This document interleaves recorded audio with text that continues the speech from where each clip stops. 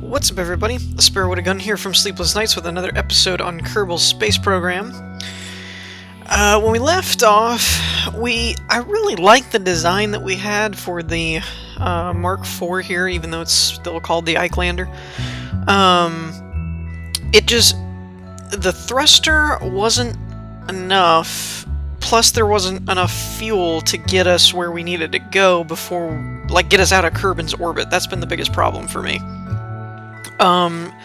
So this one's a little bit different. It's a little more expensive. It's up to like 43 grand instead of like the 35 or whatever the Mark IV was. I added 2 more fuel cells and a bigger engine that pushes out about 650, the skipper. So we have... this is the only thing I'm not sure about, is whether these 2 jet engines will be able to compensate for the added weight now. That's something that we'll have to kind of test out. But my theory here, how this is supposed to work,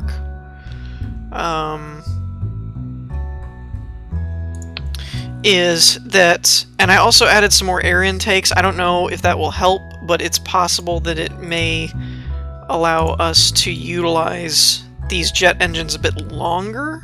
I don't know. It might be redundant. A couple people suggested to remove the nose cones and using a ramjet intake. Unfortunately, I don't have those in my aerodynamics list. I have this one, which is a fuselage look that has intakes on it, and I have this one. And I have the... what do you call them? There's a word for these. Flight surfaces. I have these, like fins. I have little winglets, but I don't have... I don't have the ramjet nose air intakes. I would like them, but we're not there yet. So, the idea here is it pretty much works the same way. As hopefully, this will be able to compensate for the weight and get us up to the point where then this engine kicks in. This hopefully will be enough to get us through the atmosphere, and then when we're out in space, this engine with these thrusters will get us where we need to go. Then jettison this, land here, pick up our Kerbal, and hopefully these engines will get us back off of Duna, and then these will get us back home. That's the theory. And we've come really close to making this happen. It's a small little rocket for going all the way to Duna, but we're gonna test it out and find out. Alright, so moment of truth. I've set up a quick save point here, so hopefully that won't have a problem. And let's check out our staging, make sure this is alright. We've got jet engines, then the clamps, then this one will kick in. I have it manually set up to where I can use the number keys to turn on and off our engines. Then this disengages, then these kick in, then that disengages. We'll have to adjust that stage because I don't want to jettison the jet engines that soon. Let's bring that up. Alright, so SAS is on. Crank up the throttle. Let's see if these have enough to carry this or not.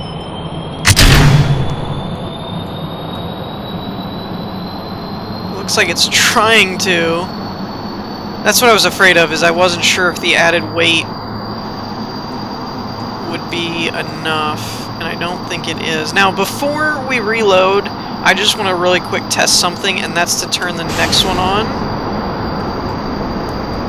and see if we can just get it going really fast, if we can just punch through the atmosphere and go from there. I'm not really expecting this type of thing to work right now. I just want to test it and just see if we get lucky and it'll be enough to break through where we need to go. So far, though, everything looks okay in terms of the balance and everything like that. We'll just have to add more engines if we want to get up out of the atmosphere faster. We're climbing really fast, though. I mean, we're going almost 250. We're about to lose these, I think. It doesn't appear, at least this is just my opinion, it doesn't appear that the added intakes have helped at all. Because they're still about to burn out at 15,000 meters. Yeah. Well, I turned them off, but...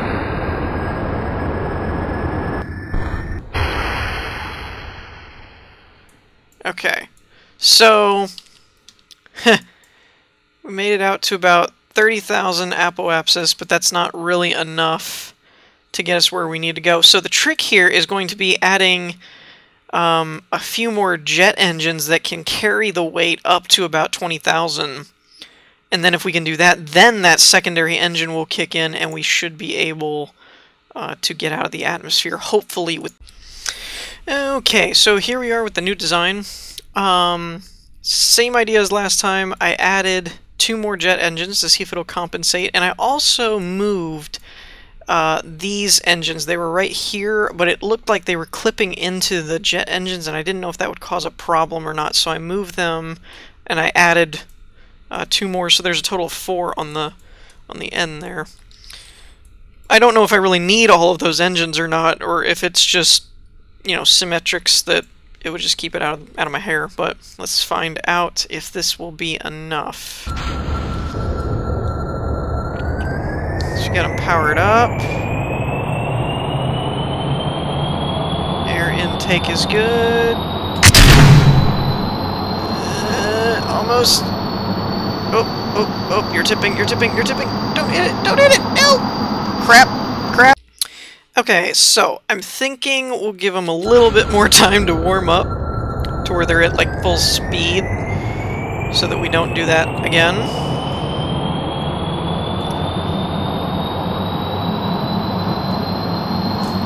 Sounds pretty good. There we go. We are tipping though a lot, like really bad, and I have no clue why. That's another one of those lovely symmetrics things that makes no sense.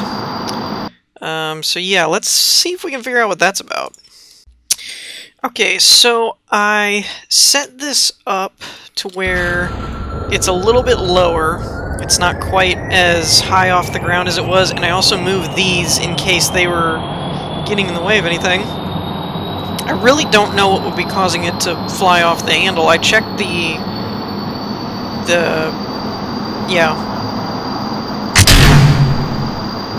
I checked the center of thrust and everything, and it's just tipping for no reason. No reason whatsoever. It's just tipping. Awesome.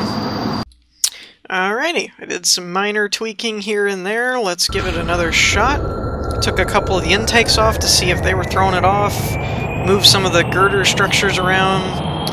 I really don't think I did anything, but I can't find any real reason why these should be making it fly off to the left like it's already doing, right off the get-go. It's just flying to the left. Every dang time. Every dang time. But I have no reason why. It's not giving me any indication as to why it's just wanting to beeline towards this radar dish. None. Okay, so I had this kind of harebrained idea, and that was maybe the landing things are being the problem. So I'm going to try and just launch like this and see if it does any better, I guess.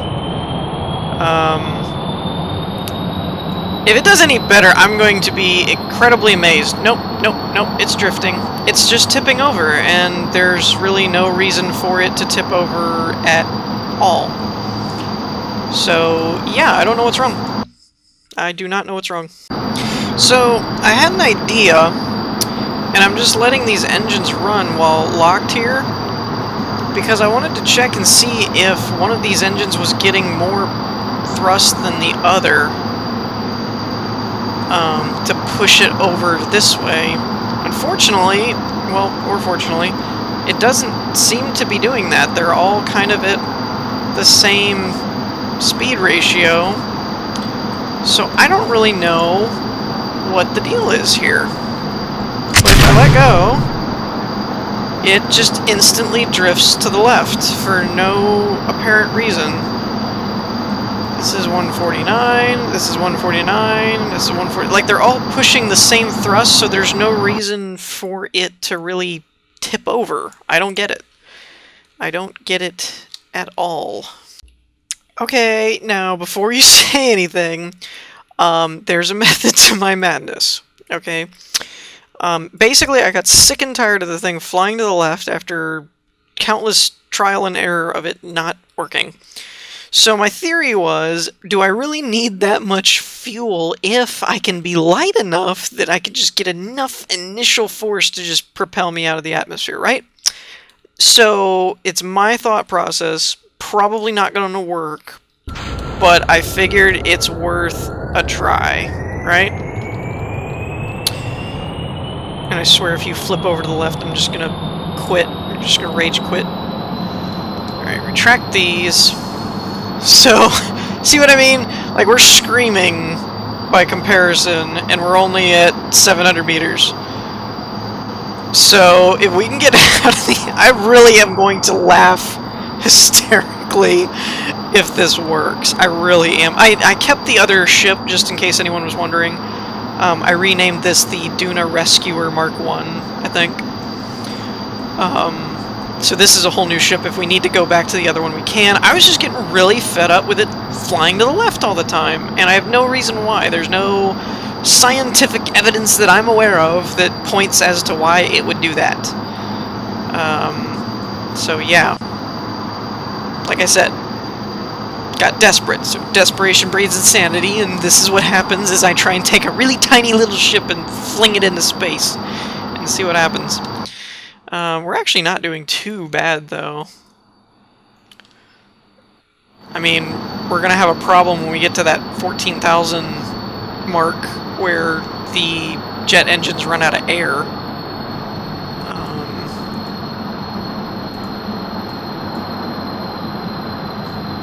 So that could be a problem. Right about here, I think, right? No? Not here? I'm going to quick save it. Because it's right around here. We're at point 10. There it goes. Alright. So now we're coasting. Turn these on, but I don't think they're going to put out enough thrust. They're only 20 thrust a pop. Yeah, they're not really putting out enough. We got out to 30,000, though. I mean, it's not too bad. Right? I'm not that good with the science mechanics of weight and mass and force distribution and everything yet, that I really don't know what to do here. That I'm trying to keep this as small and lightweight as possible, but whenever I add enough fuel and thrusters to get it to where I need it to go, then it doesn't have enough thrust because you're trying to keep it, like, whenever you get enough fuel plus thrust, you know, that kind of thing. It never goes where I need it to go because it's either too heavy and now it needs more thrusters, and then you put more thrusters and then you run out of fuel. So it's like I'm always having this struggle in this game of fuel to thrust ratio plus mass. The mass is the part that gets in the way. I could put a big ol' thruster down here. Hey, that's not a bad idea. I really think I'm going to title this episode Desperation Breeds Insanity. So, basically, I'm trying what I mentioned before. Now, I don't know if this... I don't think these are going to be able to take off with this much weight, but this engine may be enough to just fling us into space. Maybe. I'm not getting anything off of these things. And I could put another 2 on here, but, you know, then we're back to flying left all the time, so... Alright. Kill those. Whee!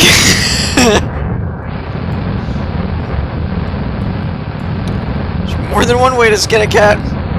I don't think this is gonna have enough fuel though, actually. See, again, I can get the thrust part, but then you're out of fuel or whatever. I just can't ever seem to get a very small, tiny ship with enough gas and thrust to actually get where I need to go.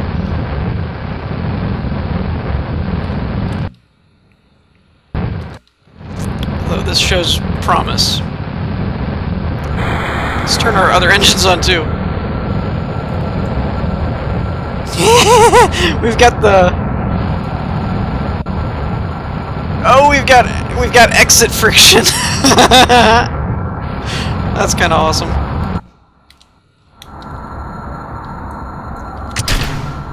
Oop, nope. No, they're not going to do anything.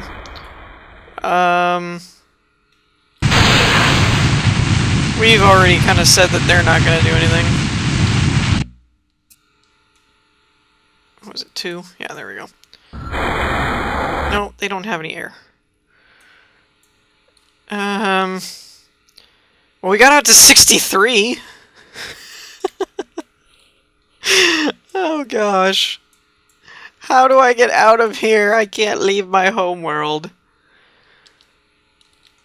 Which is really sad, because I've done it before, so, you know, you would think I'd be able to pull it off again. That actually didn't work that badly, though. I just wish I had, like, some ion engines or something now. Oh! Well, that was the wrong button. Yeah. Okay.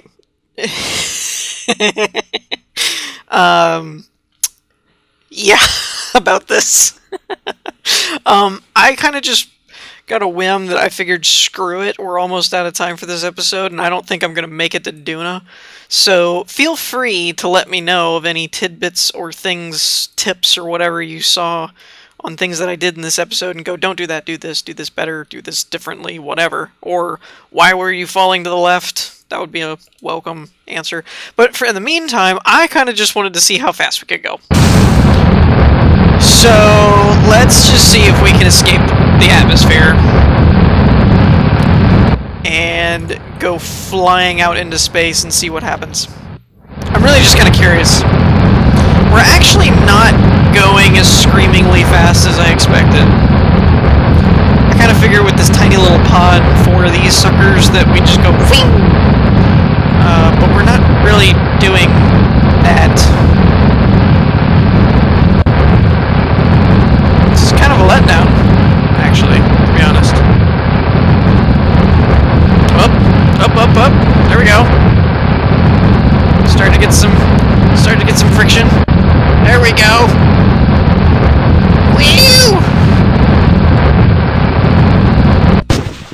You know what's funny? That's about the same speed as we were going before with one of these pods. That was about the same speed that we were going, and we got less high. So that's a perfect example of what I'm talking about, that the weight like pulls away from the thrust. Like, you can put so many thrusters on here and be like, yeah, let's go, but when you put the fuel that you need to get anywhere, you don't go any faster. And so that's the part that I'm really having a problem with. I will admit this game has gotten me kind of into physics, where like I've picked my physics book back up and stuff and have been trying to learn, and I want to get into orbital mechanics and maths, where you can actually sit down and go, okay, if I have this much weight that needs to get thrown into space this far, and the atmosphere is this dense, you can actually like do the math before you go and before you build a ship, and say, you know, this is what I would need, and this is what would get me there. And then when you actually launch, it goes, woo, there you go, that's where I needed to go. So that would be cool, that would be fun. But unfortunately, I don't know enough about the equations and mathematics behind all of that yet, nor do I actually think I'm confident enough to pull that off yet. And obviously, I don't know enough to get out of my own friggin' atmosphere here on Kerbin. So yeah, I think we're going to wrap things up for this episode. In the meantime, I hope you all enjoyed. If you did, leave a like, and I will see you all next time. Peace.